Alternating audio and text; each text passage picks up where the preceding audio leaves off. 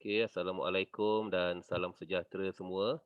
Terima kasih pada semua yang mana dapat sama-sama turut sama dalam program kita pada hari ini. Terima kasih kepada Persatuan Autism Terengganu yang sudi beri peluang kita guna nama PAUD ni untuk organize program pada hari ini. Terima kasih juga pada Yayasan Pembangunan Usahawan Terengganu yang beri peluang kita guna Zoom YPU ni. Dan terima kasih yang tak terhingga kepada dua panel kita pada hari ini, Mr. Marcus Kim yang akan berkongsi dengan kita sedikit sebanyak berkenaan dengan macam mana kita kata financial takaful dan sebagainya untuk anak-anak autism ini. Dan panel kedua kita, kita ada saya rasa ramai kira tak asing lagi lah, banyak yang kenal Cik Adli Yahya, founder kepada apa ni Autism Cafe Project yang akan sama-sama berkongsi tentang susah senangnya dan macam mana beliau menjalankan program apa projek Autism Cafe itu. Jadi saya rasa untuk yang pertamanya kita akan mulakan dulu dengan Mr. Marcus. Saya tengok dah Cik Marcus pun dah bersedia dengan PowerPoint. Jadi kalau Cik Marcus dah sedia, saya rasa boleh teruslah sampaikan apa yang nak dikongsikan pada kita pada hari ini berkenaan dengan takaful untuk anak-anak autism ini. Dipersilakan ya, Cik Marcus. Alright, terima kasih. Selamat pagi semua orang, tuan-tuan puan-puan. Terima kasih kepada PAUD, YPU, Autism Cafe Project untuk memberikan peluang dan kepada semua orang yang berada dengan kita hari ini meluangkan masa untuk session sharing ini tentang takaful, tentang assuring a secure future. So nama saya Marcus, saya dari FWD Takaful. Bersama saya hari ini ada Diana dengan Alexia. Kalau ada apa-apa soalan, silalah gunakan chat untuk tanya. Alright. Saya mula dulu. So kepada orang yang mungkin kali pertama dengar FWD Takaful ni company yang baru. Kita baru start di market pada tahun 2019 sahaja. Okay, mungkin kali pertama you dengar. Tapi sebenarnya kita bermula dengan acquisition of HSBC Amanah. So itu company yang lama. Sekarang sudah jadi FWD Takaful. Dengan FWD Takaful ni kita rasa kita berbeza sedikit, kita agak unik sebab kita punya tagline ni ialah changing the way people feel about takaful. Nah, biasanya takaful atau insurans adalah satu topik yang orang biasanya elak tau. Mungkin ada ejen yang tolak dengan terlalu agresif atau tak ada financial planning untuk membuat decision yang betul. So and then ada kes-kes yang mungkin orang pernah dengar ialah masa claims tak jadi pula untuk membuat claim. So ada kes-kes macam ni. So FWD Takaful kita untuk change the way people feel about takaful ni, kita ada 6 area yang kita nak buat lain. Yang satu dari irrelevant, yang tak relevan kita nak jadikan relevant. Yang kedua, kompleks. Biasanya takaful ialah produk insurans atau takaful produk yang kompleks kan, dia banyak terms and conditions, terma dan syarat. Dan kita nak jadikannya senang, senang difahami, senang untuk participate untuk produk-produk takaful. Yang ketiga, mistrust, yang I dah touch on few of the cases. Kita tak nak mistrust, kita nak jadi reliable lah. So bila semasa you claim, akan dapatlah yang claim tu. Yang keempat, insurance industry ni agak tradisional kan. So memang caranya sudah dengan proses insurans takaful ni memang sudah lama. So kita tak nak ikut yang lama, kita nak yang baru. Yang baru contohnya seperti guna digital, seperti produk-produk yang kami keluarkan untuk yang boleh diguna oleh lebih ramai orang, terutamanya golongan berpendapatan rendah dengan disability segment. Sebab itulah hari ini kita akan share untuk produk yang direka khas untuk kanak-kanak yang ada masalah pembelajaran seperti autism, Tourette syndrome dengan ADHD. Okay. Dan kelima ialah lack of empathy. So memang insurans ni dengan Takaful, kita last tau. Biasanya kita tak di depan customer kan, sebab biasanya pembelian berlaku dengan agent. So agent yang represent Takaful. So mana ada emotional connection tu hilang, tak ada. So tapi kita cuba untuk lebih rapat dengan customer. Dengan of course dengan yang terakhir ni lack of engagement lah. So dengan ada lagi relationship dengan customer, lebih erat lah kita punya engagement. So topik kita ni hari ni assuring a special future. So berapa protection yang kita perlu ada, dengan kenapa kita kena ada protection. So why income protection? Biasa kita kena have the ability to earn income to jaga aset-aset yang penting, terutamanya family dengan valuable asset, contohnya rumah, kereta dan sebagainya. Dan ketiga, untuk kesihatan, kan? So kalau kita tiap orang kan ada risikonya. Mungkin yang lagi muda risikonya rendah berbanding dengan yang lebih tua, right? Tapi untuk kalau tanpa protection, kalau apa-apa berlaku, ia mungkin akan affect you punya ability to earn income. Walaupun let's say sakit yang tak serius pun masih boleh effect juga. Tapi kalau let's say illness yang lebih serius seperti critical illness macam cancer boleh dari segi statistik 1 daripada 4 orang ada cancer. Dengan critical illness yang lebih serius seperti heart attack dengan stroke, sebab lifestyle yang mungkin tak healthy sangat dengan stres. So contohnya saya punya kawan pun dalam 2 minggu lalu baru kena heart attack. So memang you dengar kes-kes seperti ini. So apa yang boleh kita buat untuk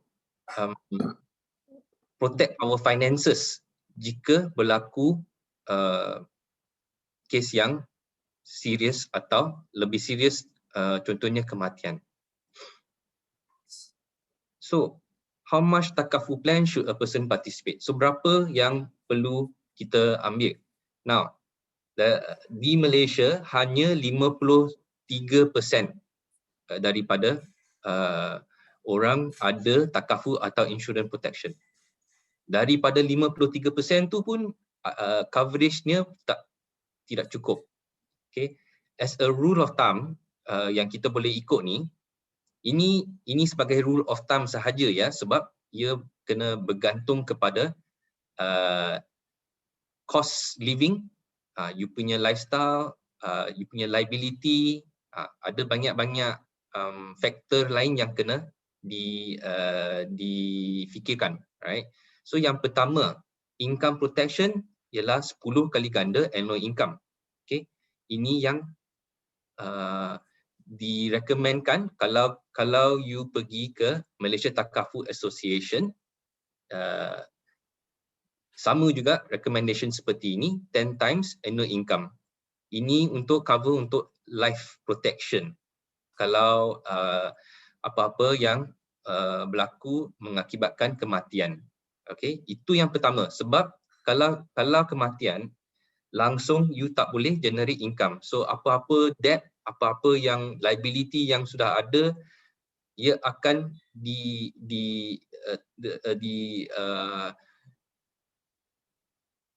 spouse atau children yang you ada tu akan dapatkan debt ni. So ini yang pertama sekali yang kita perlu fikirkan. Tapi kebanyakan orang dia tak fikir ni dulu, sebab siapa yang nak fikir tentang kematian kan. So inilah perception yang kita cuba ubahlah. So yang kedua, critical illness. Critical illness pula seperti yang I mention tadi, cancer, heart attack, stroke, ada banyak lagi. Tapi untuk critical illness, dia punya recommendation ialah 5 kali annual income. Okay. Dengan mestilah ada saving atau investment untuk retirement plan, ialah 20% of your monthly income. Kalau dengan kalau ada yang family yang dengan ada children, education plan untuk kanak-kanak 5% of your monthly income. Okay.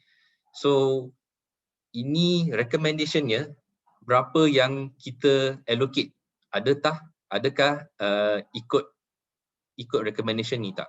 So sebagai recommendation 20 to 30% ialah untuk saving investment, 10 to 15% untuk protection.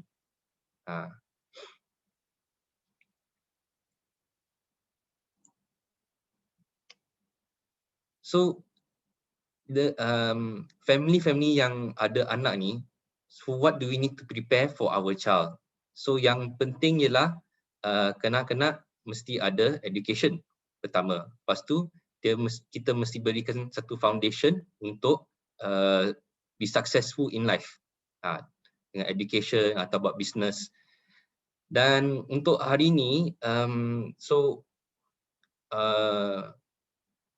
produk yang kita nak share ini memang untuk kanak-kanak yang ada autism, Tourette syndrome atau ADHD.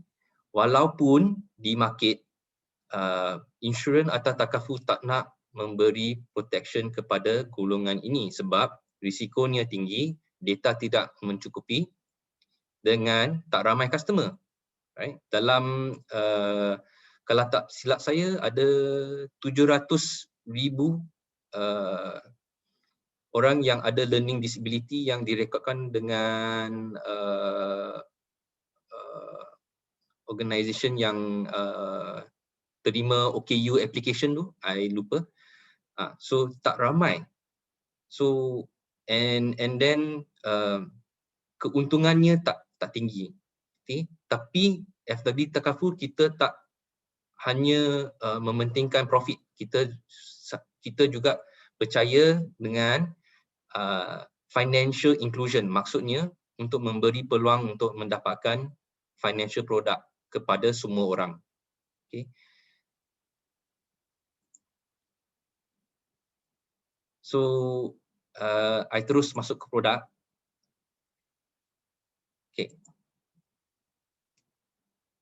Okay, so FWD Special Care Direct ialah nama produk kami.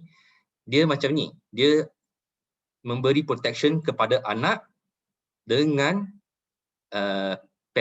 satu parent. Okay. So base plan dia akan cover untuk kanak-kanak, satu anak, dia cover death benefit, kematian, dan dia ada satu lump sum benefit. Okay. Lump sum benefit ini akan diberi semasa anak mencapai umur 18. Okay. Lepas tu dia ada benefit untuk parent juga. So dua orang dalam satu plan. Okay. Untuk parent dia cover kematian, TPD ialah total permanent disability, hilang upaya keseluruhan, and waiver of contribution. Nah, ini sangat penting untuk plan ni sebab plan ni untuk anak. Tapi biasanya kalau parent tak ada benefit, kalau parent apa-apa berlaku, anak yang akan suffer. So for the parent, dia akan cover death benefit, TPD benefit, dan kalau berlaku TPD atau kematian, plan ini masih akan continue tanpa perlu membuat bayaran untuk takafu lagi, dengan anak masih dapat coverage. Okay. Lagi dia akan dapatkan death benefit lah atau TPD benefit tu. On top of that, kita ada satu complementary passionate rider, FWD passionate rider ini, di mana ada lagi satu benefit yang ekstra yang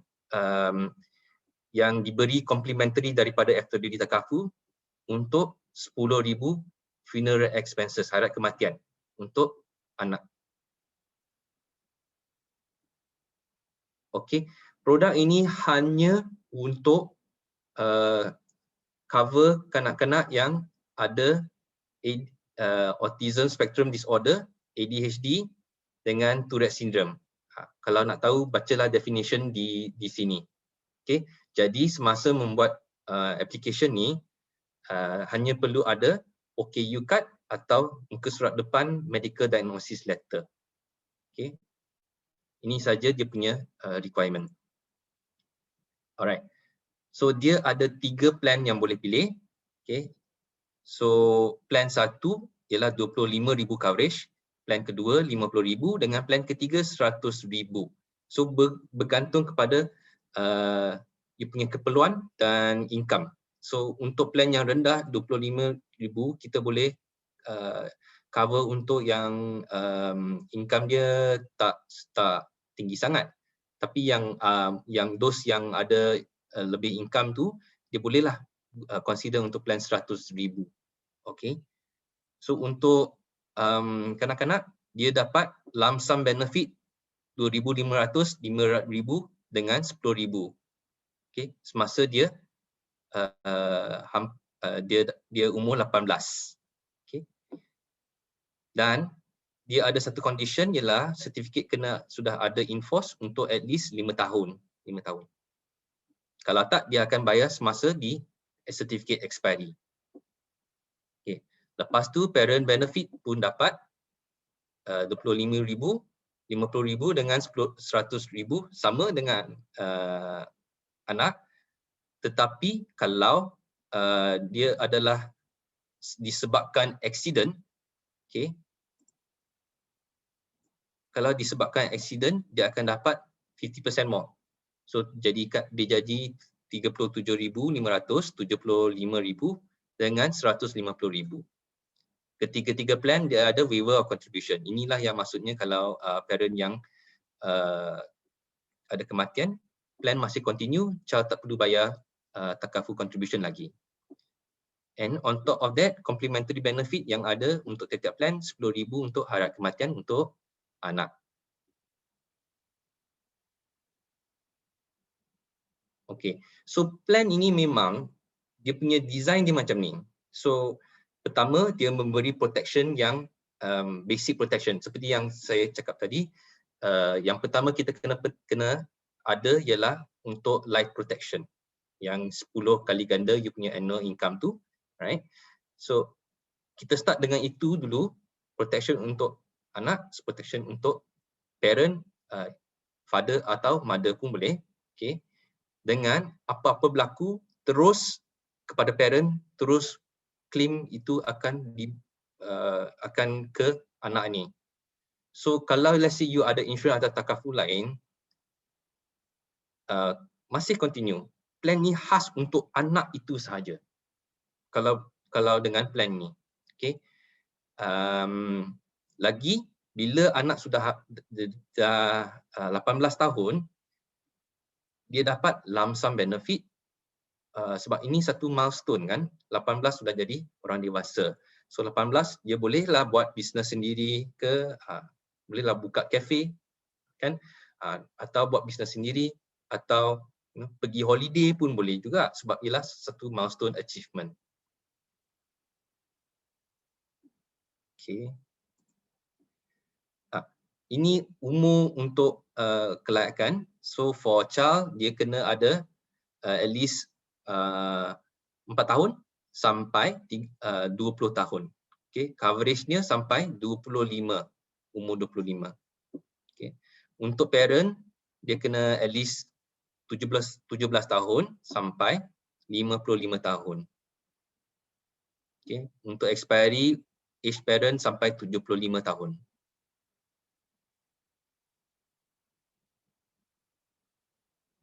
Okey, lagi satu untuk child anak ni hanya satu sertifikat saja yang boleh,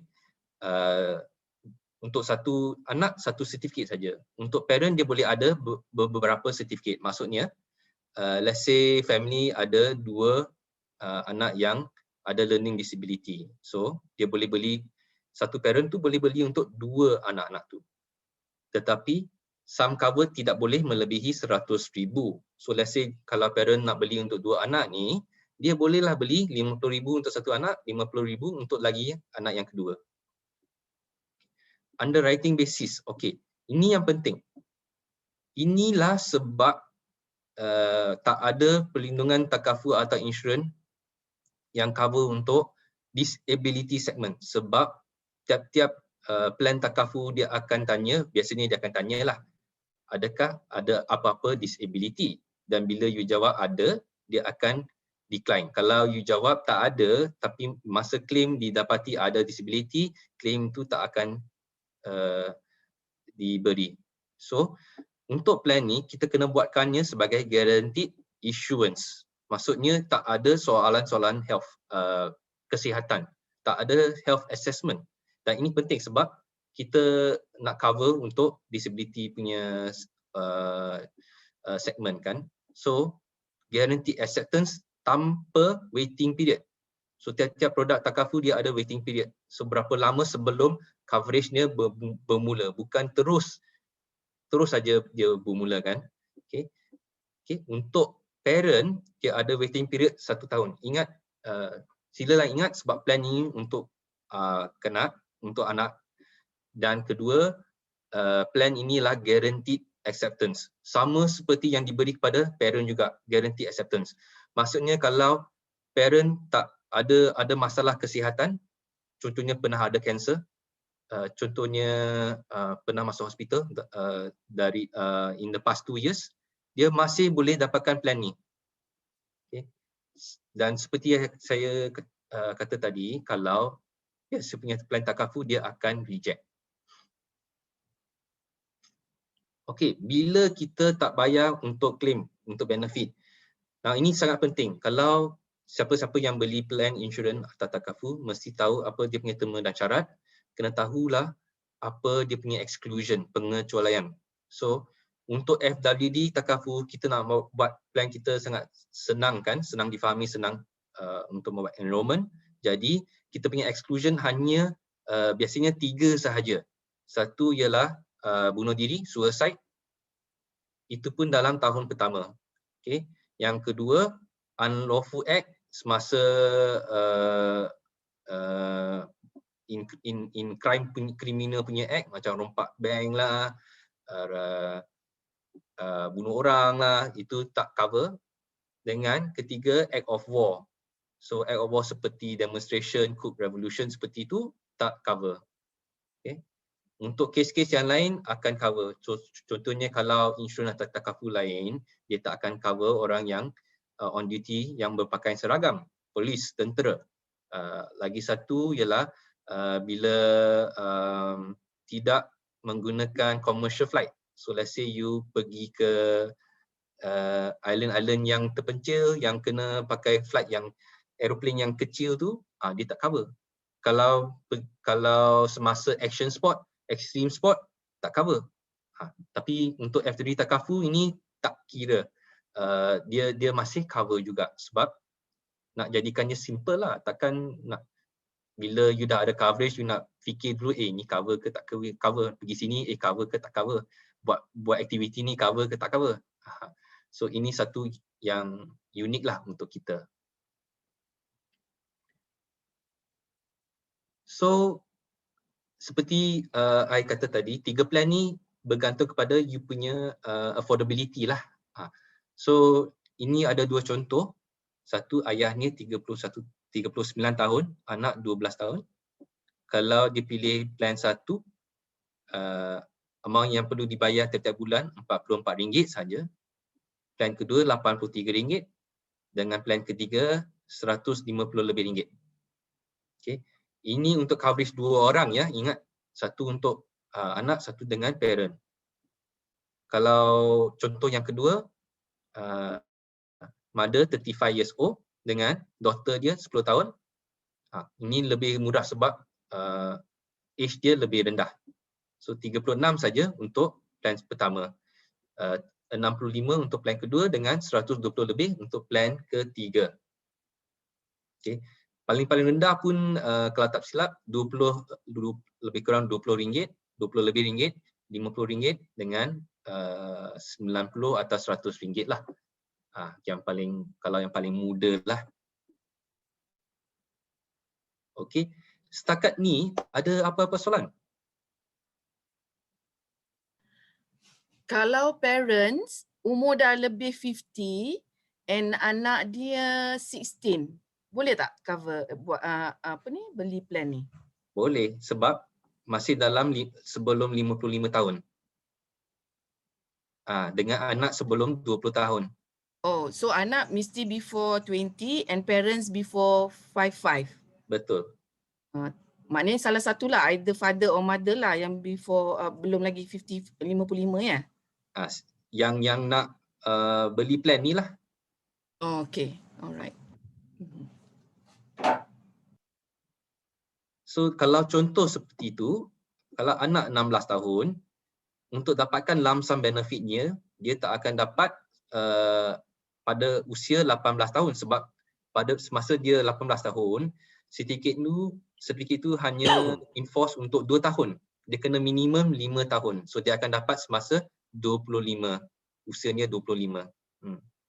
Itu perbezaan lah. So sebab dia masuk lambat sikit lah. Dia masuk lambat. Okay. Ya. Alright. Cik Marcus, ada satu soalan daripada Dr. Noziham.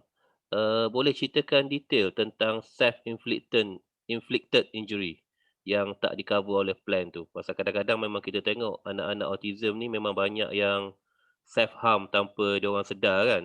So kalau boleh detailkan what kind of yang mana yang tak di-cover tu?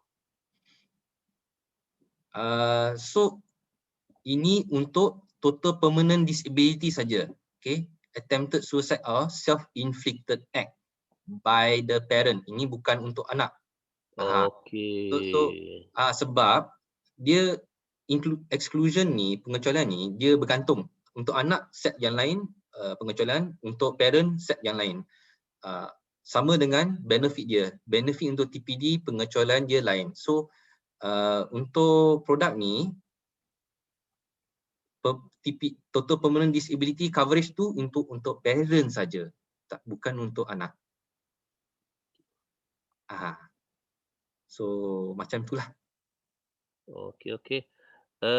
Ada apa-apa soalan lagi sementara yang sebelum Cik Marcus pergi lebih jauh? Kalau ada. Cik Marcus, dengar tak soalan saya? Ya, Bos. Hello, Mr. Marcus.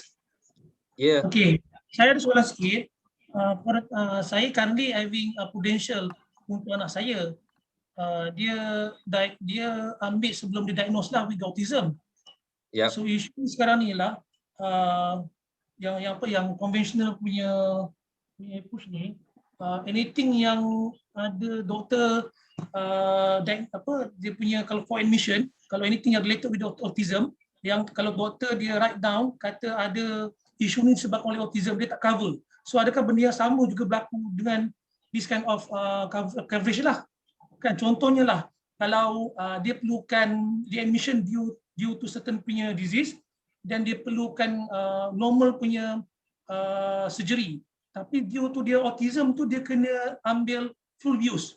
So dia tak cover for full use tu. So yang tu kita kena top up. Adakah benda tu berlaku juga untuk this kind of coverage ataupun tak? Okey. Yang pertama, plan ni hanya memberi benefit untuk kematian dengan total permanent disability kalau untuk parent. So ini tak termasuk medical. Yang you describe tadi itu adalah medical sebab masuk hospital nak cover cost hospital kan. Alright. Okay. Yang So dia kedua, memang tak ada ke any plan untuk admission untuk kanak-kanak? belum lagi. So untuk Belum kita start dengan plan ni dulu. Dengan harap-harapnya kita boleh keluarkan medical lah sebagai plan yang baru. Okay, satu lagi question Cik Marcus. Kalau ayah ada sakit, so adakah kalau berlaku kepada sesuatu pada anak, dia cover juga ke penyakit? Dia tak ada penyakit tapi kalau normal punya practice, konvensional ataupun takaful yang lain, kalaulah ayah tu ada sakit jantung, kalau anak tu in future dia kena sakit jantung ke, dia tak cover sekali sebab ayah tu dia memang dia something like dia tengok family history, ownership of that particular punya insurance. So yang ini macam mana juga? So itu yang saya masukkan. Biasanya plan takaful insurance ada soalan kesihatan.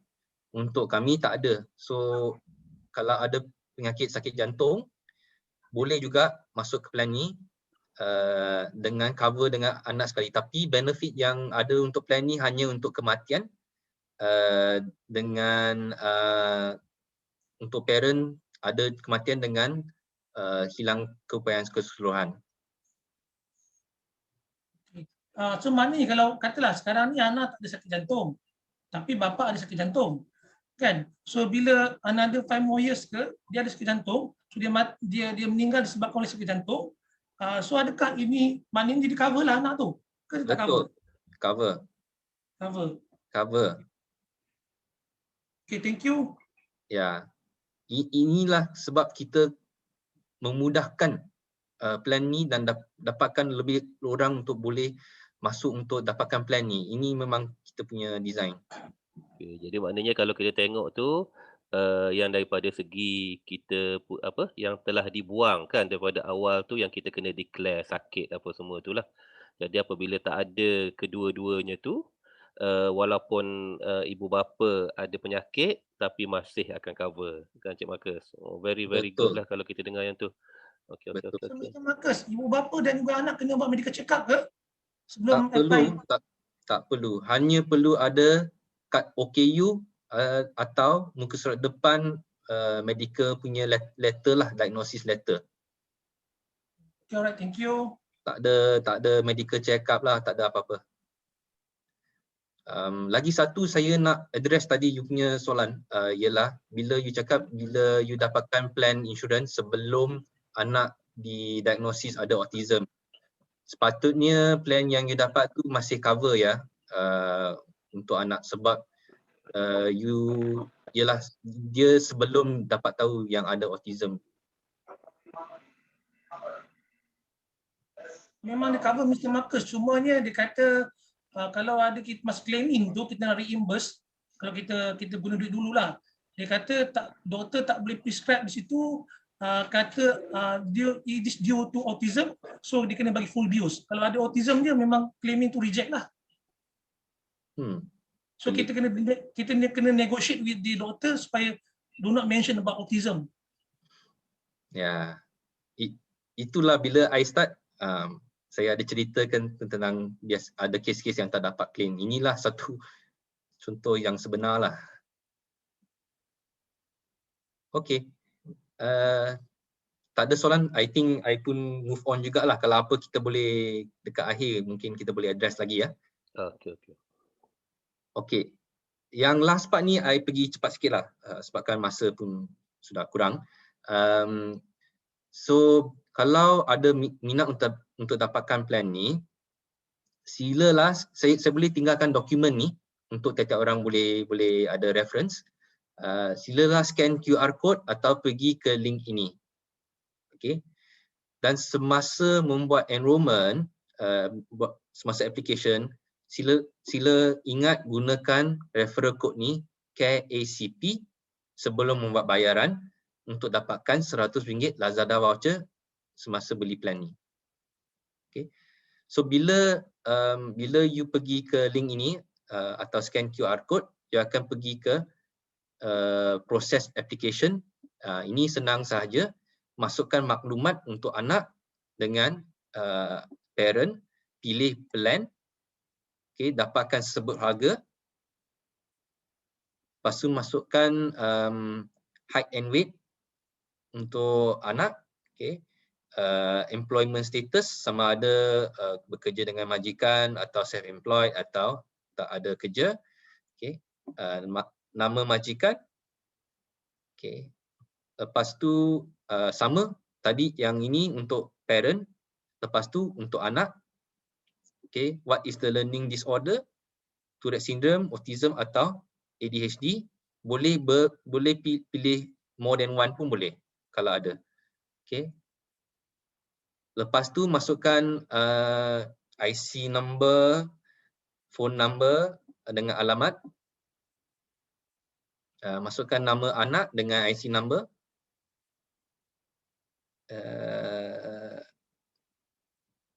okay.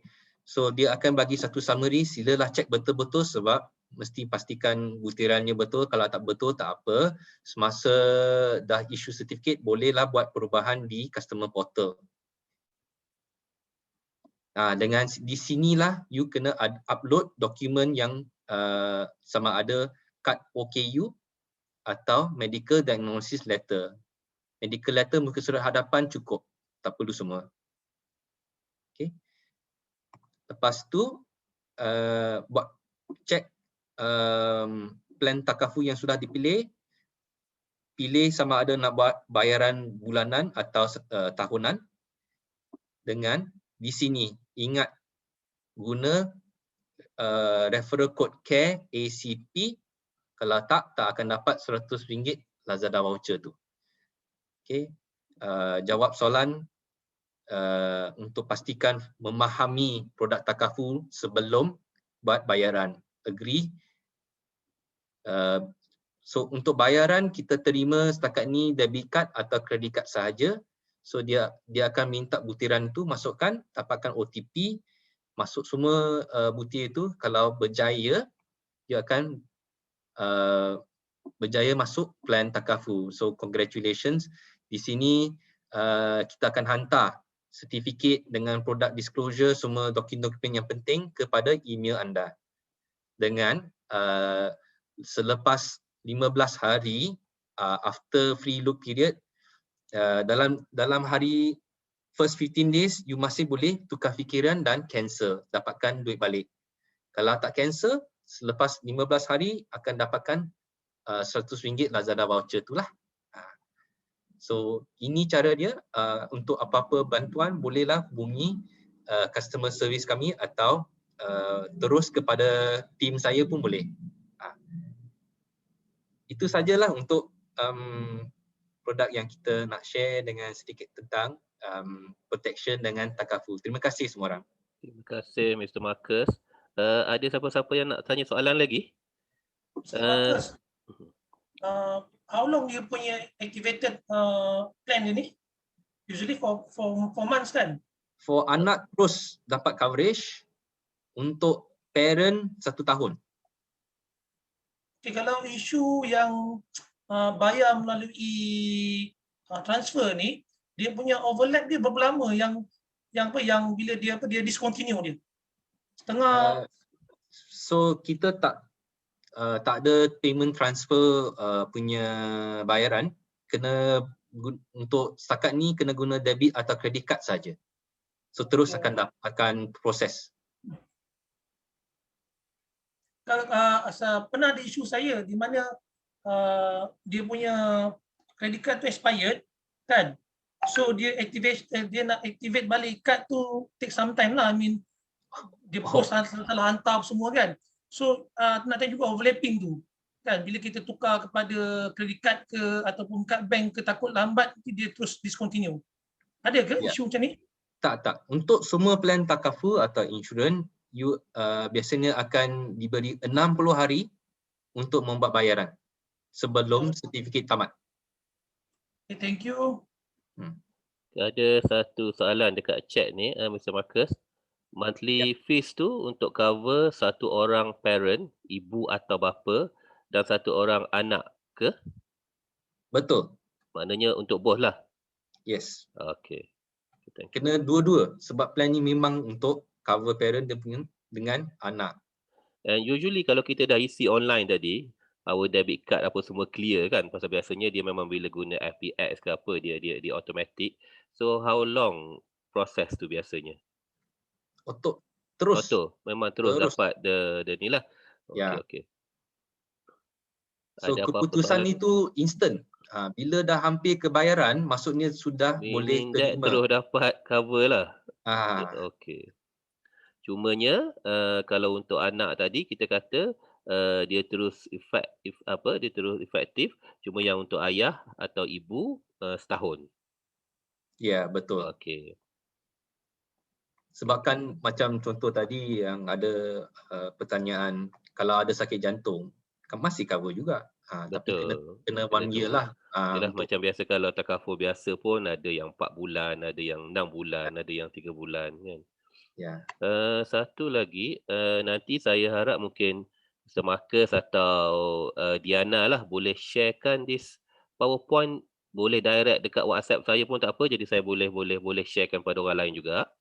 Boleh. And then of course lah kita pun semua berharap mungkin FWD akan jadi yang pertama ke yang ada takaful untuk special need child Medical. ni yang medical kan. Memang Tahu dalam perancangan kami. jadi banyak saya baca benda ni overseas pasal saya pun banyak involved in finance dulu. Jadi harapnya benda ni akan sampai di Malaysia juga. Yang tu saya berani jamin lah, maka ramailah orang yang akan serbu kan. Even if we have to pay a little bit higher daripada takaful biasa. Kerana kita faham takaful and insurance adalah risk management punya perniagaan, dan every risk tu ada bayaran-bayaran yang perlu kita fikirlah. Jadi saya rasa tu saja perkongsian daripada Encik Marcus. Saya buka sekali lagi kalau ada lagi pertanyaan. So kami pun harap yang setiap orang boleh tolong share sebab kalau lebih orang tahu tentang ada produk yang boleh cover ni lagi baik lah. So kita harap boleh dikongsilah dengan rakan-rakan, dengan orang lain. Thank you Mr. Marcus. Nanti boleh kita akan video ni pun kita akan share, saya recordkan, dan kalau ada macam PowerPoint tadi, kalau ada any pamphlet or brochure, Diana ada nombor saya, Diana boleh forward pada saya dan kita boleh share kepada crowd yang lebih besar nanti. Jadi terima kasih Encik Marcus. Kami betul-betul haraplah mungkin next time kita berkongsi dengan Encik Marcus kat sini untuk medical pula. Jadi terima kasih. Dan untuk panel kedua kita, kita akan berbicara tentang Autism Cafe Project. Jadi saya memperkenalkanlah pada semua dengan Encik Adli Yahya. Saya pun adalah 2-3 kali dah berbicara dengan Encik Adli. Saya dengan Puan Hasbi pun memang kita dah bercakap dengan beberapa agensi lain di Terengganu, ada masjid yang sangat minat dengan projek Autism Cafe ni. Yang mana kita tengok dua benda yang kita tersentuh. Yang pertamanya of course macam mana kami semua ibu dan bapa anak-anak autism ni, kita berfikir tentang anak kita nanti macam mana kan. Dia nak kerja apa, dia nak buat apa, setakat mana keupayaan dia. Jadi kita tengok Autism Cafe Project ni menyentuh benda tu. Maknanya anak-anak ni tak duduk saja aja mengharapkan duit daripada parents, tapi mereka boleh belajar untuk berbuat sesuatu. Dan yang keduanya yang kami tersentuhnya, maknanya macam mana kita lihat seorang bapa, kasih sayang seorang bapa daripada berjawatan besar, sanggup meninggalkan semua itu untuk sama-sama untuk nak bantu anak tadilah. Jadi saya rasa mungkin kita minta Cik Adli boleh kongsi dulu awal macam mana terfikirnya, macam mana Cik Adli dengan anak ini, hubungan dengan anak, bila sebenarnya dia autism macam mana, dan macam mana membuatkan rasa that you have to do this. Maknanya tak boleh tunggu dah, tak boleh harap orang dah. Maknanya you kena buat juga. So kalau boleh kongsi dengan kita sikit tentang permulaan ACP tu. Dipersilakan Cik Adli.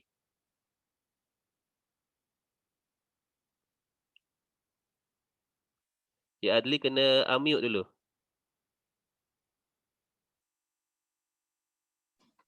Okey, Okey, dengar tak? dengar. Okey. Terima kasihlah jemput saya berkongsi pengalaman ni dan saya Assalamualaikum, dah lupa nak bagi salam saya. Dengar tak? Waalaikumsalam. Dengar Dengar. Okey. Kita ni kesuntukan masa sebenarnya, kita nak pergi solat kejap lagi kan. So saya try to compress my thoughts kat sini sebaik mungkin lah. Saya nak berkongsi ni, benda ni it's very personal. Cakap you betul lah, ia bukan yang business lah, it's very very personal. Kadang-kadang saya ni segan nak cerita, takut ialah benda-benda sulit, benda-benda peribadi, tapi saya kongsi, saya rasa kalau tak dikongsi tak guna pengalaman saya ni. Saya mulakan dengan pengalaman saya discovery Luqman pasal dia ada autism lah. So dia dalam umur dia setahun tu, dia lahir biasa whatnot, dan dalam umur setahun lebih tu dia dah ada tanda-tanda autism yang saya tak tahu. Sebab you have to bear in mind, this is 21 years ago, bukan sekarang. Sekarang dah banyak information. 21 years ago, we were grappling with what is autism is all about. So bila dia dah tunjuk benda-benda yang pelik-pelik tu, kita ni hati mak bapak ni berdetup lah, benda ni tak kena, tapi kita tak tahu apa. Kalau you cakap pasal Down syndrome, physically you nampak tau. But here you are dengan budak-budak autism ni, physically dia tak ada apa, tak ada normal, tak ada apa, tapi perangai dia ada pelik. So bila pelik tu kita suspect ada benda. Tapi saya ni sebab saya ni a classical case of denial. Saya nak anak saya ialah sempurna per se, tapi Allah bagi lain. Saya tak boleh terima lah. Itu masalah penerimaan, tak reda lah, in short form lah.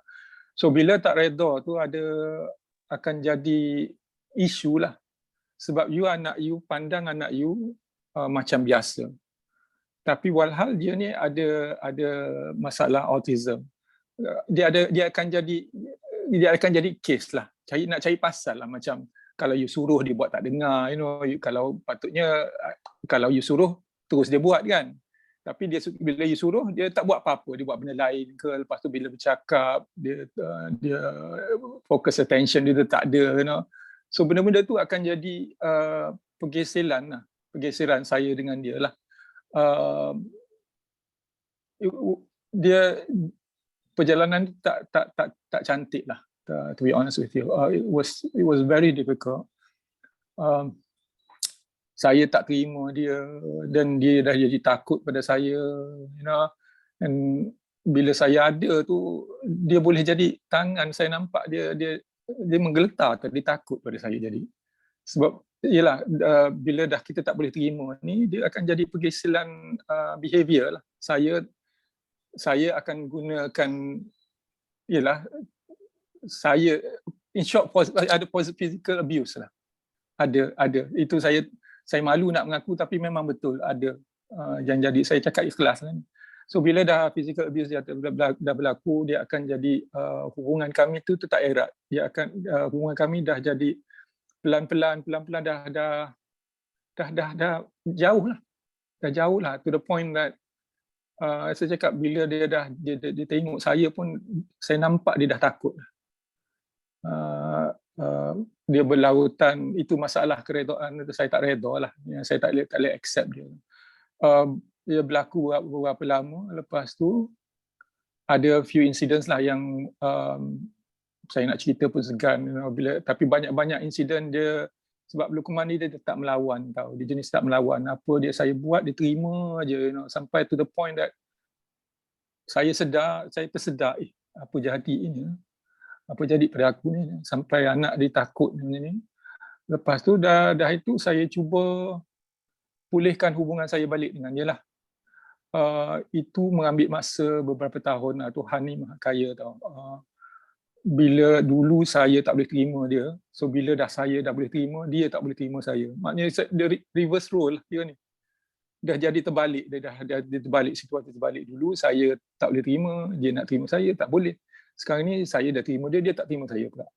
So dia terbalik. So masa tu, ya Allah, nak ceritanya, saya rasa kebesaran Allah ni. Dia bagi saya betul on the spot atas muka saya. Rasakan apa yang kamu buat pada anak kamu. Ini rasakan. So saya rasa betul-betul lah. Saya rasa masa tu sedih nak tercerita. Sedih nak habis lah. Habis sedih lah. Bila anak kita reject, saya pegang tangan dia tak nak pegang tangan saya. Saya berjalan dengan dia ke belakang. Saya duduk sebelah dia di tempat lain. Saya bercakap, dia tengok tempat lain. So terasa lah, terasa wah ini rupanya, and then saya reda, saya terima sebab ini Allah dah bagi saya pengajaran, saya terima je lah. So bila dah sedar tu, saya pun duduk fikirlah, dia tak terima saya masa perjalanan, dia tak terima saya tu, saya reda lah, saya terima lah, Allah bagi pada saya ni balik. Cuma bila dah macam tu terfikirlah, saya cakap pada Luqman, saya terfikir macam mana kalau saya tak ada. Saya tak ada, macam mana apa jadi pada dia. Yang anak-anak lain, mungkin dia boleh duduk dengan kakak, dengan abang dia, tapi duduk dengan orang lain. So macam mana? Bukan darah daging dia. Kalau kakak dia, takkanlah saya nak kakak dia ada hidup lain, hidup sendiri, adik-adik dia ada hidup sendiri, saya tak nak bebankan. So saya nak cari jalan macam mana saya nak buat biar adik-beradik dia boleh jaga dia, but tak ada stres, tak ada rasa beban. Dengan dia orang ni nampak je saya dengan ni macam kadang-kadang beban, tahu beban apa? Stres lah kadang-kadang dia budak-budak Luqman lah saya cakapnya. Dia ada cycle dia. Kadang-kadang cycle dia ke bawah tu, dia jadi lambat. Nak suruh mandi pun jadi lambat. Nak suruh siap pakaian pun jadi lambat. Semua dia lambat. Jadi dia macam tak faham balik. Jadi stres lah. Bila stres, kita ni yelah jadi macam-macam lah. Jadi saya cakap mungkin physical abuse tu ada lah. So saya fikir biar dia hidup jadi normal macam kita. Maknanya katalah dia duduk dengan kakak dia, katalah siang hari tu dia pergi kerja, malam dia jumpa balik dalam pukul 5, pukul 6, pukul 7 lah paling ini. Pukul 7 dia ada 7, 8, 9, 10 dah tidur. So 3 jam aja dia jumpa cukup. Sebab kalau lama-lama sangat, dia akan jadi burden lah, dia akan jadi beban lah. Saya tak nak bebankan, saya nak minimize dia punya stres tu. So bila ini saya fikir macam mana nak buat ni. Saya masa dengan Luqman ni saya duduk terfikir, because Luqman ni dia ada limitation dah. Dia tak sepandai orang lain lah. Dia tak sepandai orang lain. Saya duduk terfikir nak buat sesuatu yang dia boleh live his life to the fullest. Dia boleh hidup sepenuhnya, sepenuh yang sebaik yang mungkin. Dan salah satu komponen untuk hidup sepenuhnya, untuk sebaik yang mungkin ni adalah dengan menjawat jawatan. So kalau nak jawat jawatan, capability Luqman ni dia tak adalah, dia tak boleh. Tak boleh. Saya kalau nak jadi kerani apa memang dia tak boleh. So saya terfikir rather than tunggu jawatan datang tu, lebih baik saya buat sendiri. So bila buat sendiri, saya ada 3 option pada saya. Satu option nak buka kedai dobi, car wash, kereta basuh kereta, lepas tu kafe. So dalam 3 ni, saya rasa kafe is the best option. Why? In general, budak-budak autism ni ada masalah komunikasi kan. Dia nak menyendiri, dia tak nak bercakap. Saya rasa ramai anak-anak parents yang kat luar kat sana ada macam tu. Luqman pun tak terkecuali. Dia memang sendirilah.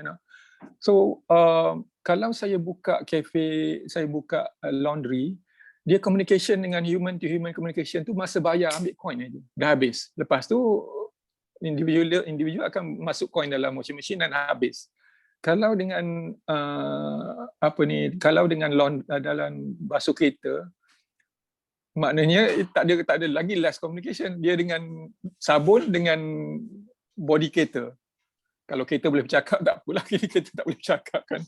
So it's lesser communication. But untuk cafe, saya rasa option dia paling bagus lah dalam 3 option yang saya ada ni. Sebab cafe dia akan nak tak nak dia akan berhubung dengan orang lain, nak serve, nak tanya, nak ambil pinggan, dia mesti akan ada contact point, akan ada communication. So saya pilih yang tu, alhamdulillah. Luqman ni, saya nak cakap sikit, nak balik undur sikit. Dia ada limitation dia, banyak limitation dia lah. Dia tak boleh bercakap, dia suka menyendiri, dia payah nak express dia punya thoughts, Saya hantar dia sekolah, tak jadi tau. Saya tak nampak saya hantar dia sekolah, saya hantar dia PDK, saya tak nampak perubahan langsung. Saya ni daripada private organisation. Entire work life saya dengan private organisation. Private organisation is either you survive or you kena buang. Itulah, kalau you tak perform, you kena buang. Macam tu je. Simple as that. So saya fikir-fikir, Masya Allah, ini rupanya Allah Ta'ala bagi saya peluang bekerja dengan swasta, tak pernah dengan badan berkanun. Nak suruh saya be result oriented for this, So tak ada respon. Saya keluarkan tau. Saya keluarkan dari sekolah tu. Saya masukkan dia dekat kafe tu, Masya Allah, berubah langsung tau. Berubah langsung. Dia punya leaps and bounds, dia punya ability tu nampak sangat tau. Dia daripada tak faham instruction, daripada tak boleh jaga diri, dah boleh jaga diri, daripada tak boleh senyum, dah boleh faham, Nampak sangat rupa-rupanya sekolah tu, saya tak cakap sekolah ni tak bagus. Tapi untuk Luqman, sekolah institution tu tak sesuai dengan dia, bukan tempat dia belajar tau. Tempat dia belajar is the cafe itself. Tempat when life skill, you do the life skill, itu tempat dia. So nampak dia berubah sangat. Saya seronok sangatlah masa dia bekerja dekat kafe tu, perubahan tu memang ketara sangatlah. Perubahan pemahaman tu memang bagus sangat-sangat. Daripada tak boleh dia macam tak boleh nak letak dia, kita kira 1, 2, 3 tu dah boleh, dia dah faham. 3 katakan 2, dia akan letak 2 benda. So dah faham banyaklah. Saya rasa alhamdulillah, bersyukurlah bila buat kat kafe ni, kami buka kafe ni kami buat sendiri. Cakap betul, kami buat sendiri. Masa kami set up dulu, kami nak buat, ada orang suggest jadi NGO. Saya duk fikir panjang. Saya tak nak culture, minta maaf lah siapa-siapa daripada NGO yang minta maaf banyak-banyak. Saya rasa culture NGO di Malaysia ni, dia mengharap bantuan. Saya dah cuba saya pergi satu PDK. Bila propose ni, the first question, feedback dia bagi, okay, let's minta bantuan kerajaan.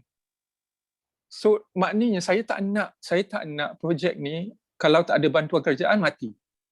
Saya nak biar tak perlu susah tak apa, tapi susah is a learning curve to us, Saya buat ni, kami set up as a business unit, but we have to be smart. Kena smart lah, jangan nak buat benda-benda ni mesti ada perancangan betul lah, business plan tu ada, kena ada yang tu, it's a guidance, Bila dah saya set up as a business, tapi saya dapatkan registration daripada as a social enterprise, saya dapatkan pengakuan whatnot, saya dapatkan betul-betul biar orang tahu benda ni is a social enterprise, So kami start ni, itu Allah Ta'ala ni kan, kalau saya beli, kalau niat you bagus, niat you betul, dia tolong macam mana pun dah adalah jalan dia bagi memudahkan.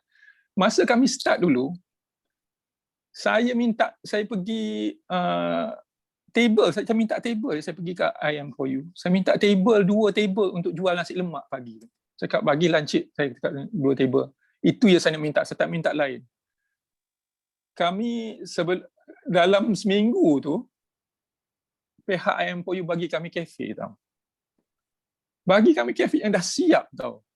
Itu saya cakap, niat you betul, Allah Ta'ala tolong.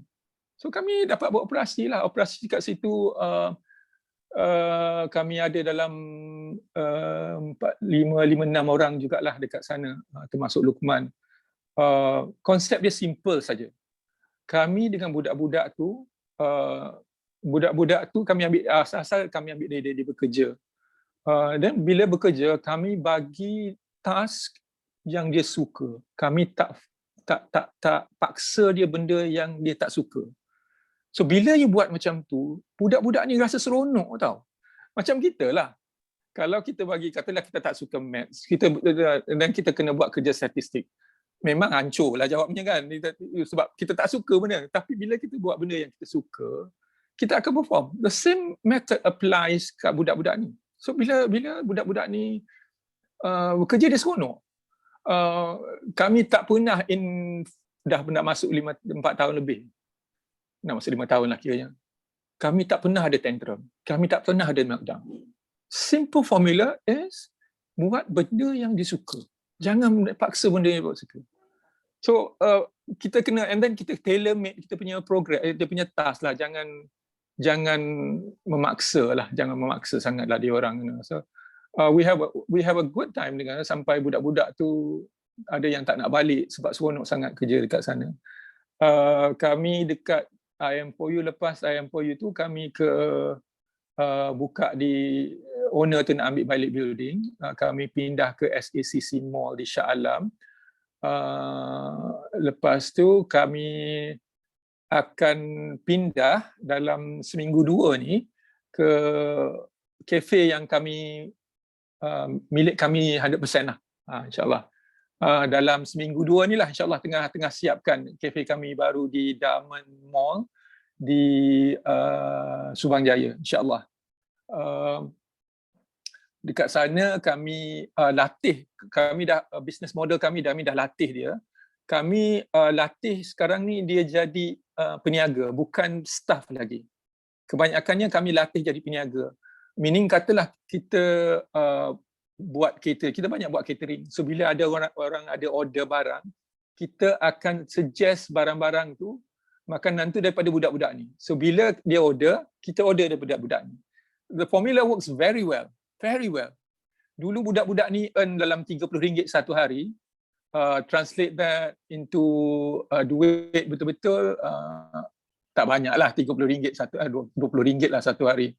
Tapi dengan formula baru kami ni, sebelum COVID lah itu ya, budak-budak kami earn dalam 4 figures. Semua earn dalam 4 figures dah. Ribu dah. So tapi bila COVID datang, Masya Allah, ini ujian Allah lah. Kami langsung tak boleh gerak. Lepas tu kami buka sekejap, bisnes naik, and then COVID yang nombor 2 datang. Lepas tu down balik. So sekarang ni kami tengah cuba pick up insyaAllah lah dengan kafe yang ada dan baru ni kami akan cuba bangun balik lah insyaAllah. Saya tak complain benda-benda ni susah apa benda because pada saya kesusahan lah yang membantu kita. Biar kita rasa tak adalah nak sampai bankrupt kan. Tak adalah macam tu, cuma kesusahan ni membantu kita. Maknanya saya dah tahu, saya dah belajar macam mana katalah kita ada customer kurang, apa yang kita buat? Kita kena jadi kreatif lah sekarang. Bila kita tak ada funding, apa yang kita nak buat? So bila kita deal dengan company untuk sponsor kita, untuk bantu kita, kita dah ada pengalaman. As opposed to kalau kita buka an NGO, saya cakap lah, minta maaf ya, bukan kalau ada NGO dekat sana, budaya dia lebih pada menunggu orang bantu. So saya tak nak, saya rasa berbaloi saya buat ni walaupun susah, sikit lah susah lah, kasih banyak juga susahnya. Tapi saya selalu berbaloi dengan apa yang kami boleh buat sekarang ni. Alhamdulillah, saya rasa yang kami buat kafe di kami yang akan buka di Diamond tu semua kami buat funding sendiri dan kami ada dapat bantuan daripada FWD tolong bantu kami untuk set up perkara ini. InsyaAllah doakan kafe kami beroperasi dalam seminggu 2 lagi lah insyaAllah. Itulah lebih kurang cerita ya. Lebih kurang cerita saya lah. Terima kasih Cik Adli. Nasib baik tadi sempat tahan tak bagi air mata keluar kalau tak. Saya pasal bagi tadi saya bagi tadi ada satu interview, lepas tu dia tunjukkan apa video saya yang dengan Astro tu. Allah bercelaru saya. yang Alah, saya tak boleh lah. Sampai sekarang saya tak nak tengok penuh semua tu lah. Allah, bercelaru habis saya. yang tu memang orang tengok semua rasa nak menangis. Aduh. Apa ni, kalau nak minta pandangan juga, Ya, ya. memang macam tadi Cik Adli kata, Cik Adli gerak semua, memang kita faham kalau NGO ni kebiasaannya memang ramainya orang yang NGO tu dia akan kata what's for them, kan. Jadi macam kami ni di sini pun sebenarnya kami pun ada NGO, Persatuan Autism Terengganu. Cuma kami dah pernah ada NGO sebelum ini yang memang begitulah. Jadi untuk yang sekarang ini, maknanya yang tu fail. So yang untuk sekarang ni kita boleh katakan kita limitkan, kita tak buka ahli ramai apa. Hanyalah kami-kami yang sebelum-sebelum ni dah bekerja sama yang hanya yang ber-NGO untuk buat kerja je. Bukan untuk cari sesuatu lah. Jadi kalaulah kita tengok maknanya Autism Cafe Project ni, kalau kita nak mulakan contohnya, kalau kita rasa kita nak start juga di Terengganu, apa pandangan Cik Adli and how kita nak mulakan tu kalau di sini. Of course keadaan di Kuala Lumpur, di Terengganu mungkin sedikit berbeza apa semua. Ada pandangan pasal kita memang niat utama kami dia ada dua kan. Kalau untuk anak-anak kecil kebanyakannya lebih kepada orang kata early intervention, OT dan sebagainya.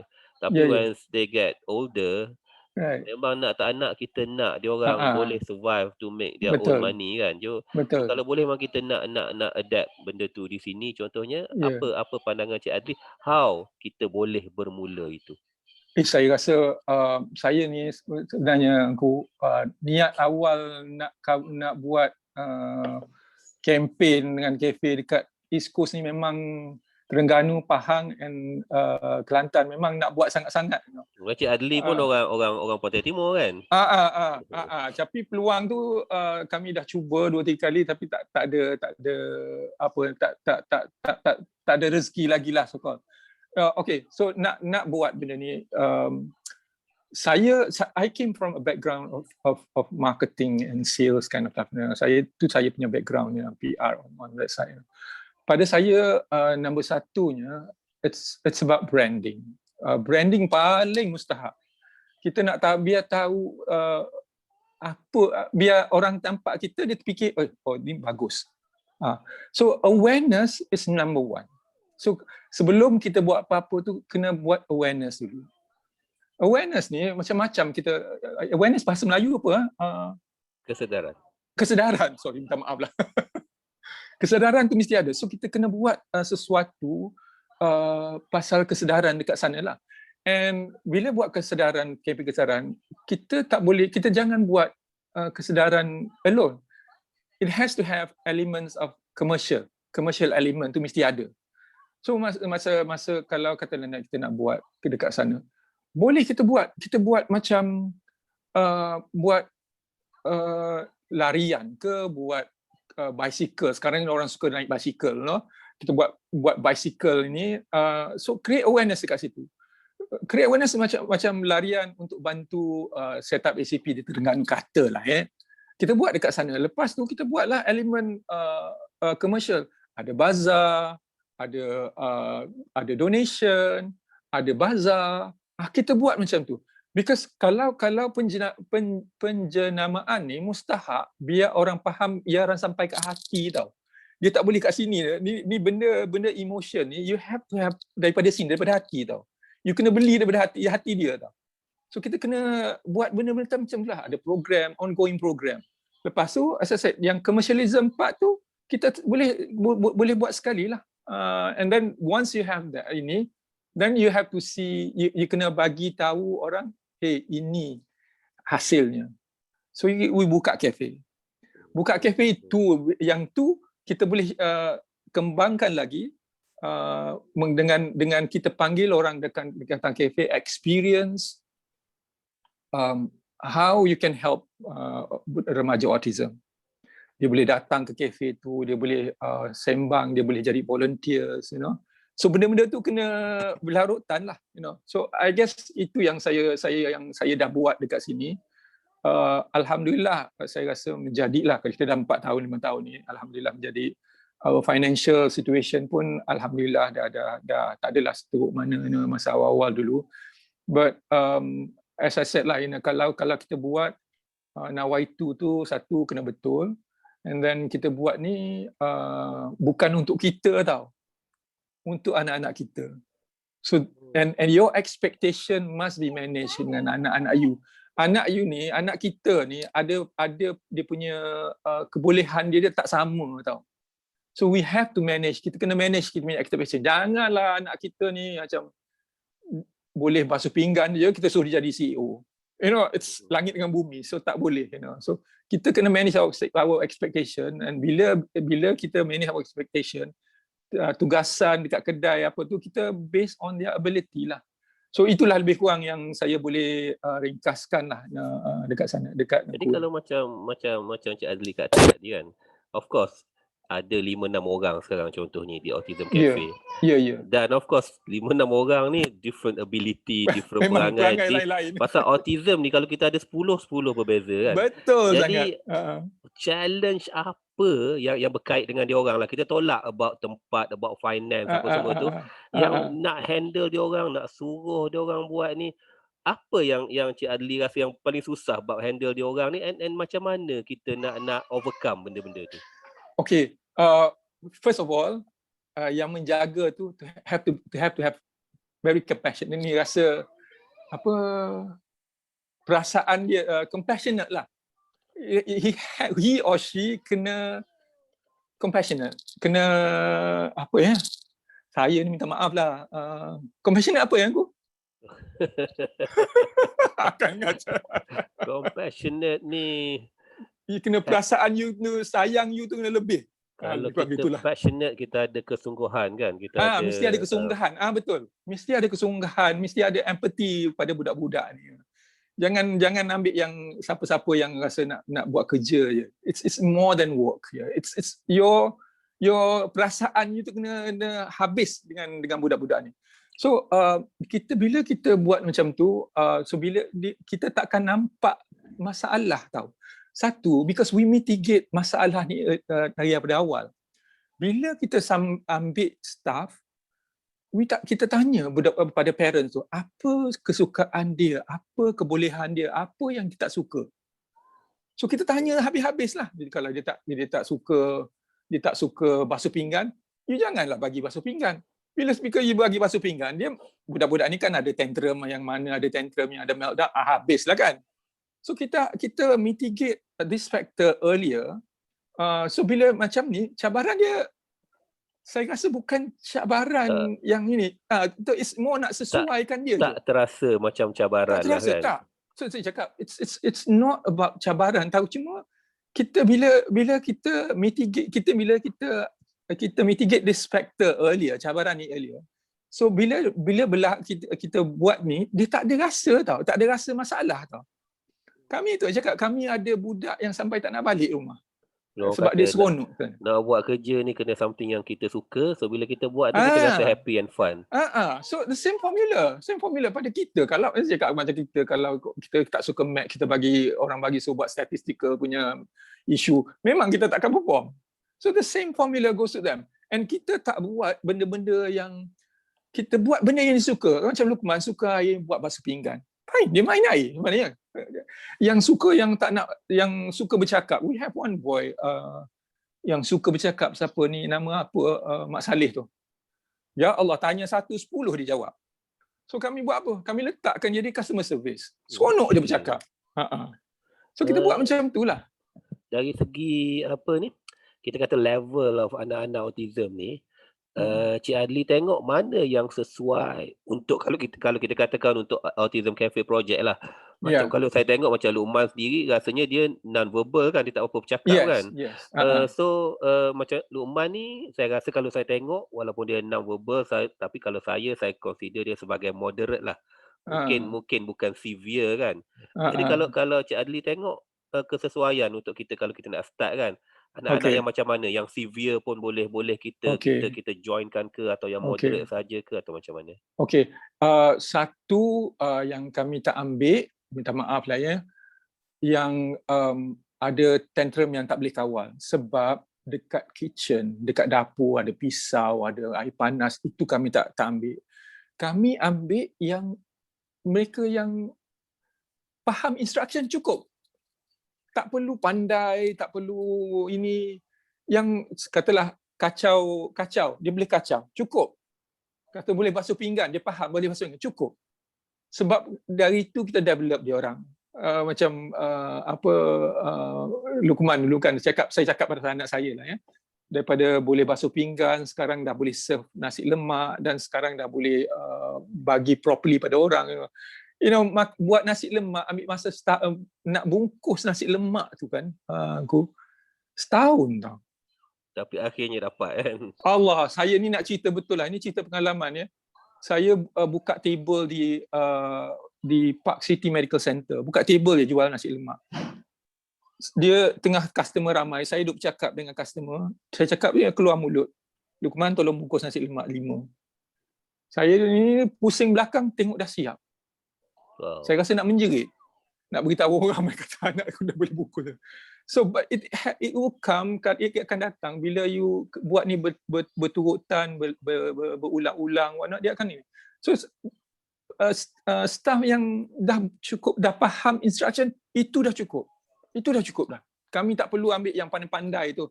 Ambil juga yang pandai untuk jaga cashier, whatnot. Tak ambil juga. Tapi kami fokus yang budak-budak yang perlu faham kita dia dah ajar, cukup. dia faham, dan kita train dia lah.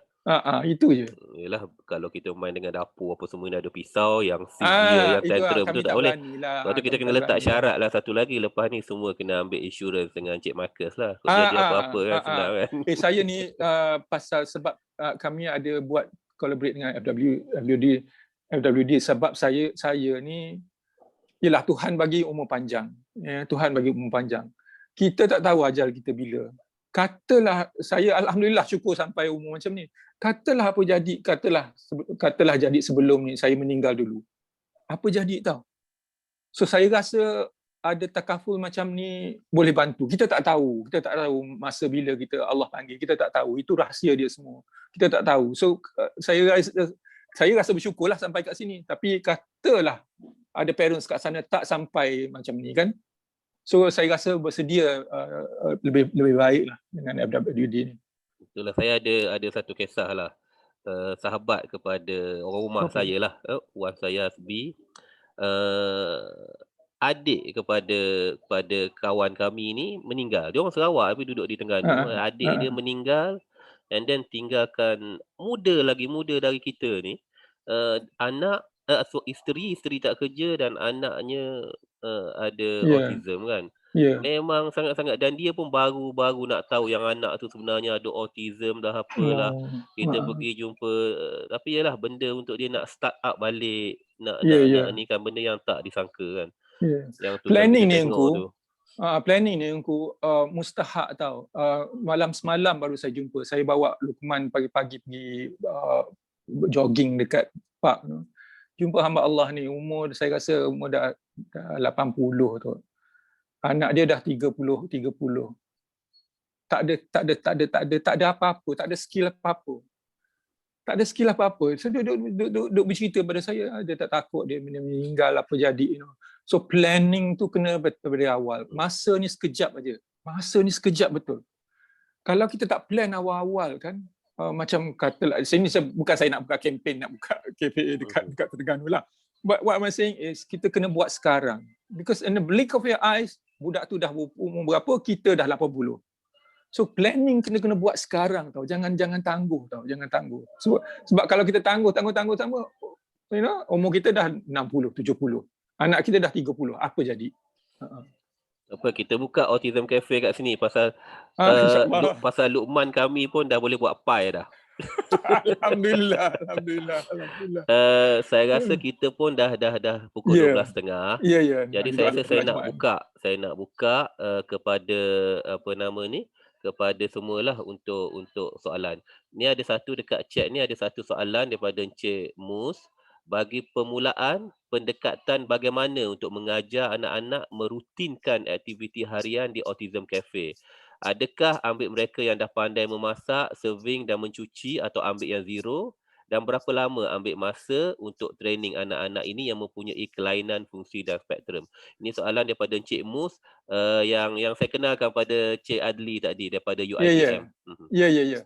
Okey, selalunya yang budak-budak yang dihantar pada kafe tu dekat kafe kami ni, kebanyakannya remaja yang dah mak bapak dia dah hantar training whatnot lah, yang dah ada intervention program, So itu yang kami terima.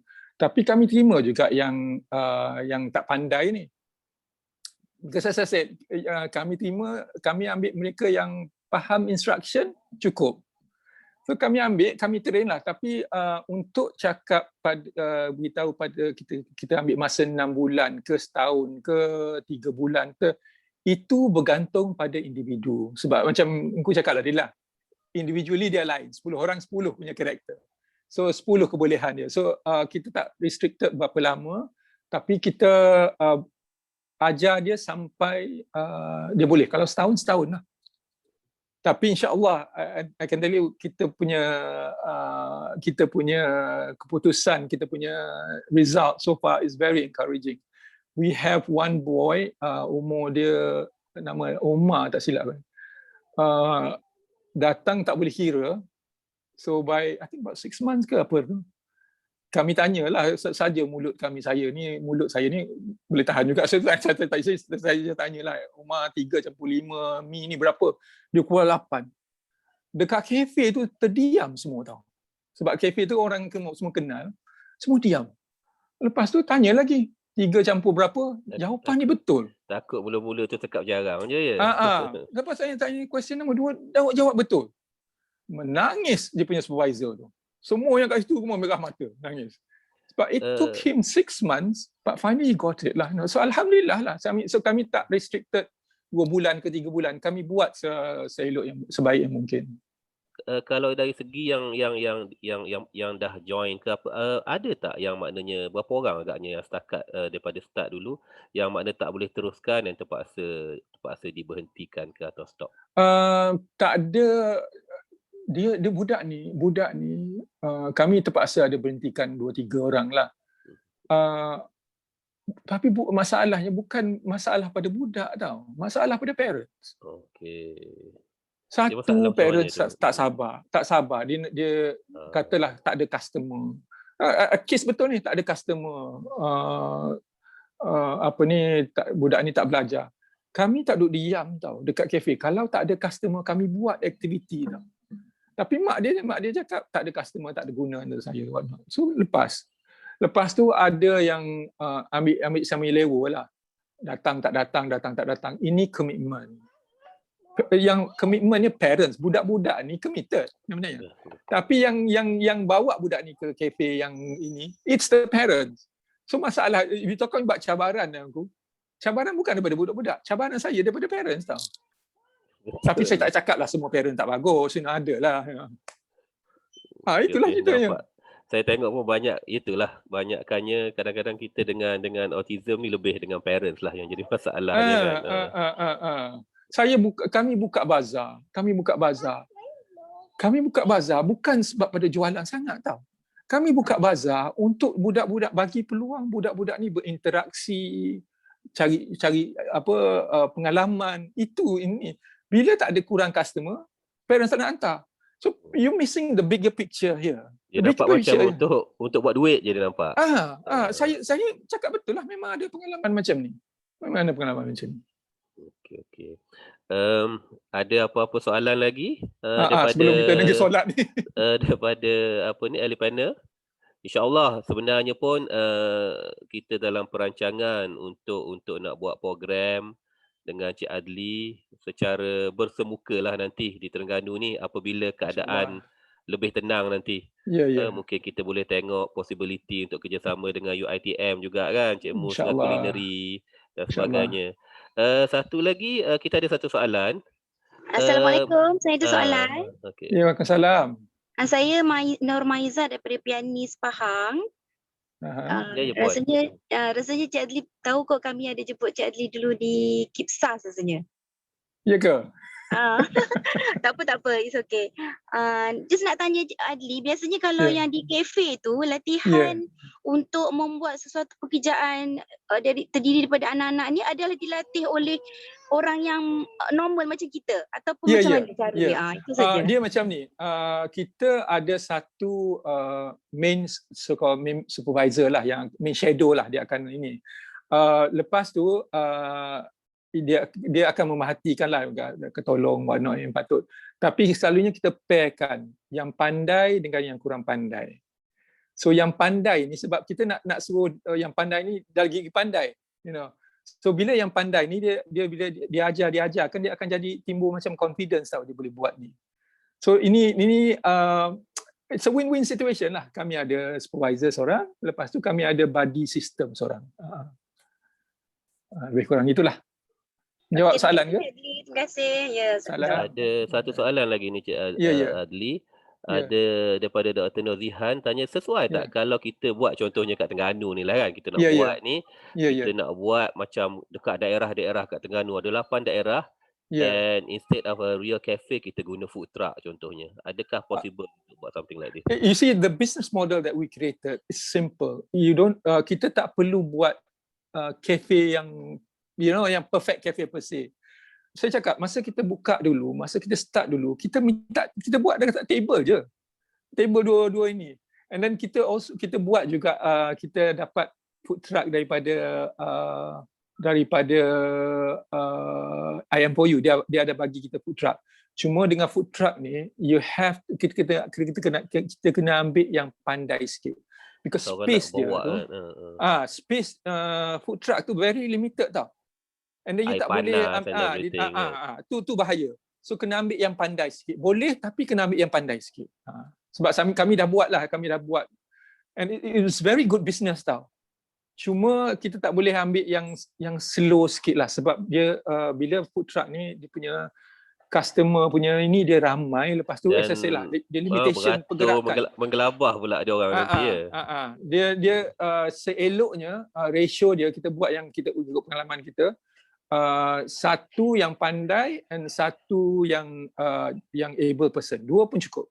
Tapi saya buat dari itu dua supervisor, satu budak yang pandai. Saya buat macam tu. Untuk makluman Cik Adli jugalah, macam yang saya ada maklum hari tu. Kita adalah saja-saja bercakap kan, saya lah dengan melalui bawah Yayasan Pembangunan Usahawan ni, dengan salah satu masjid di Terengganu ni, kebetulan dia ada satu bas yang telah diubah suai menjadi kafe. Dan cantik. Bas tu kosong, dan memang dia nak buat something yang berunsur kebajikan sebagainya. Alhamdulillah. Jadi saya dah maklumkan tentang cadangan kalau kita boleh cari buat macam something macam Autism Cafe di situlah. Boleh. Dan boleh, so far diorang setuju, dan insya-Allah diorang kata nak jumpa Cik Adli nanti. Amin. Terima kasih. Bila kita tu. Seronok saya dengar. Jadi sebelum kita tutup pada hari ini, ada apa-apa soalan lagi? Saya rasa dah 12.40 pun.